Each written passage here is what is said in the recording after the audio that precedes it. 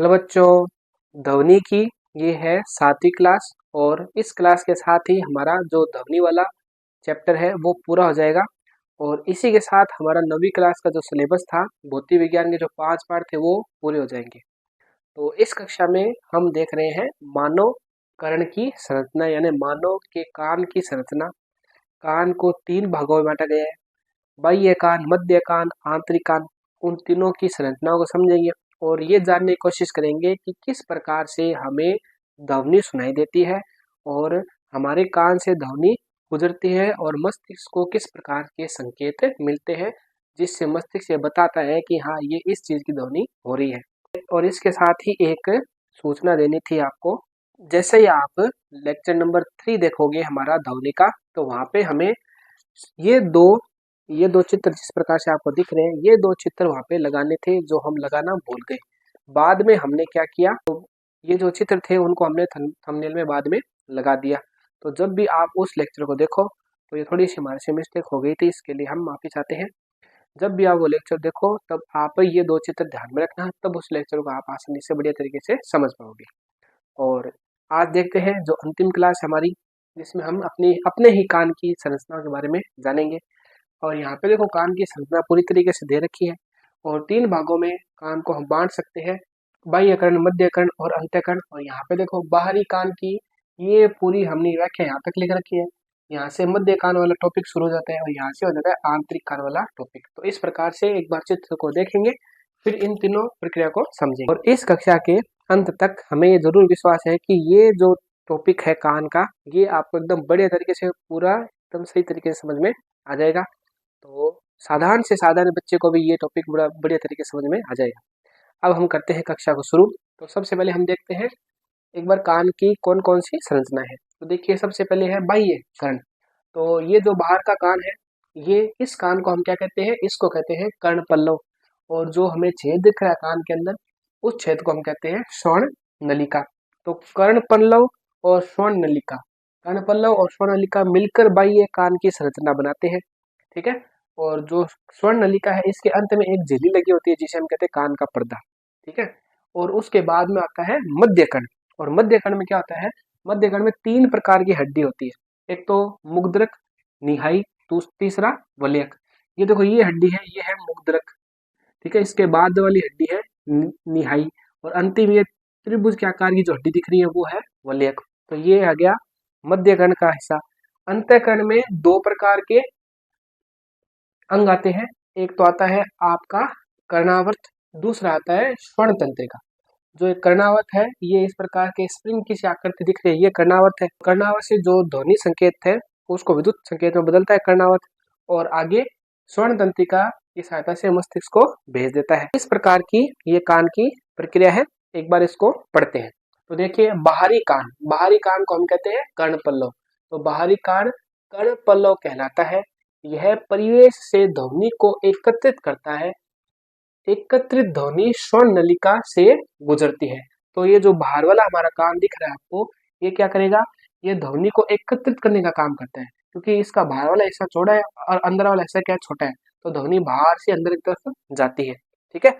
और ये ध्वनि जा आ रही है कर्ण पल्लव से श्रवण तंत्रिका के अंदर ध्वनि जारी है। अब आगे देखते हैं। स्वर्ण नलिका के सिरे पर एक पतली झिल्ली होती है जिसे कर्णपट झिल्ली कहते हैं। जब माध्यम के संपीड़न कर्णपट झिल्ली तक पहुंचते हैं तो झिल्ली के बाहर की ओर लगने वाला दाब बढ़ जाता है। तो ये जो स्वर्ण नलिका है इसके लास्ट में एक कर्णपट झिल्ली है। ठीक है, ये वाली। तो ये कर्णपट झिल्ली क्या करेगी, ये कान का पर्दा होती है। और जिस प्रकार से कोई संपीड़न, ध्वनियों का संपीड़न हमारे कान पर आता है तो वो दाब लगाएगा। दाब लगाएगा तो कान जो कर्णपट झिल्ली है वो अंदर की तरफ चली जाएगी। ठीक है।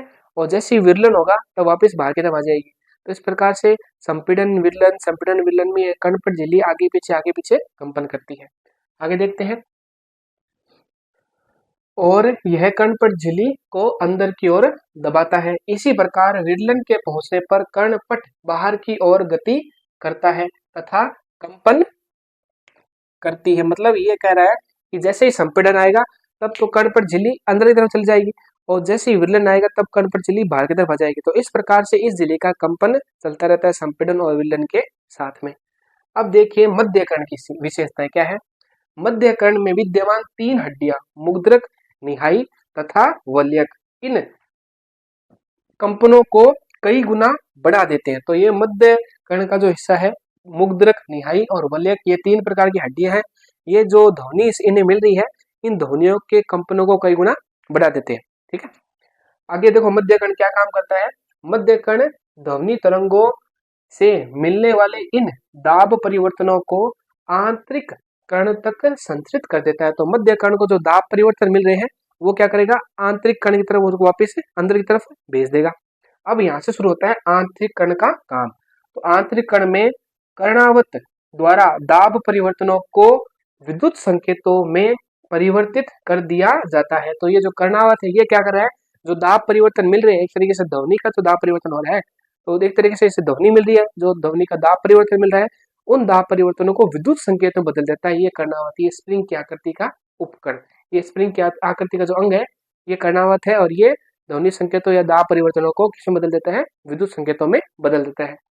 आगे देखिए, इन विद्युत संकेतों को स्वर्ण तंत्रिका द्वारा मस्तिष्क तक भेज दिया जाता है। तो ये है स्वर्ण तंत्रिका। ये क्या करेगी, जो कर्णावत है ये विद्युत संकेत में बदल देगा दाब परिवर्तनों को, फिर यहाँ से ये स्वर्ण तंत्रिका इस विद्युत संकेतों को क्या करेगी, मस्तिष्क तक भेज देगी, हमारे दिमाग तक भेज देगी। और देखो दिमाग का क्या काम है, और मस्तिष्क इनकी ध्वनि के रूप में व्याख्या करते हैं। कर्णावत दाब परिवर्तनों को विद्युत संकेत में बदल रहा है, और वो विद्युत संकेत क्या हो रहे हैं, स्वर्ण तंत्रिका द्वारा किसको पहुंचा रहे हैं, मस्तिष्क को पहुंचा रहे हैं। और मस्तिष्क इन विद्युत संकेतों की व्याख्या ध्वनि के रूप में करता है। यानी मस्तिष्क को विद्युत संकेत मिल रहे हैं, लेकिन उस व्याख्या किसके, तो लेकिन जो मस्तिष्क है व्याख्या किस प्रकार से करता है, मिल तो रहे विद्युत संकेत, लेकिन व्याख्या करता है ध्वनि के रूप में। ये बताता है मस्तिष्क हमारा कि ये इस चीज की ध्वनि हो रही है। तो हमारा जो दिमाग का प्रक्रिया है, हमारे दिमाग की, तो हमारे जो दिमाग की प्रक्रिया है उसमें विद्युत संकेत ही काम करते हैं, न्यूरॉन्स काम करते हैं, और वो अलग अलग चीजों की अलग अलग व्याख्या करते हैं समय के अनुसार। तो इस प्रकार से जो हमारा मस्तिष्क है विद्युत संकेतों की व्याख्या ध्वनि के रूप में करता है। तो ये हो गया हमारा मानव कान की कर्ण की संरचना। तो इस प्रकार से हमारा 9वीं क्लास का और ये ध्वनि का अंतिम क्लास पूरी हो चुकी है। अब हम मिलेंगे नई वीडियो में और नए लेक्चर के साथ और नए टॉपिक के साथ। जो 10वीं क्लास का टॉपिक होगा, बोर्ड का टॉपिक होगा, RBSE और CBSE दोनों का।